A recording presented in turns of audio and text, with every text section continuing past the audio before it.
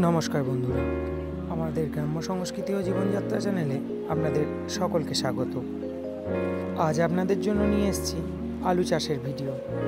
প্রথমে চাষ দেওয়া জমিতে এইভাবে সারি করে নেওয়া হয়, যাকে আমাদের গ্রাম্য ভাষায় আমরা বলি ভিলি টেনে নেওয়া।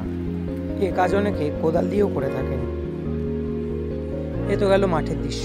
বাড়ির দৃশ্য কিছুটা আলাদা। বাড়িতে আনা হয় আলু বীজ বাড়ির পুরুষ মহিলা প্রত্যেকেই কেটে তৈরি করে জমিতে পাতার জন্য।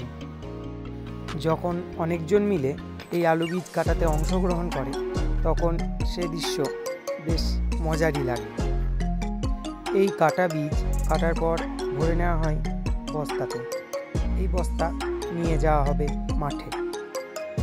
আমাদের অজয় তীরবর্তী গ্রামগুলোতে রবি ফসল হিসাবে আলু চাষের বেশ প্রসিদ্ধি রয়েছে। পশ্চিমবঙ্গের আর কোথায় কোথায় এরকম আলু চাষ হয় আর আপনারা কোথা থেকে দেখছেন অবশ্যই কমেন্ট করে জানাবেন।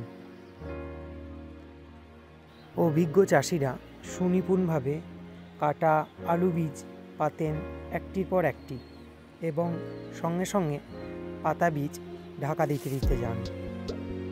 বীজ পাতার পর চাষি ঠিক সময় মতো দেন জমিতে সেচ, এবং 8 থেকে 10 দিনের মধ্যে জমি থেকে বের হয় ছোট্ট ছোট্ট আলু গাছ।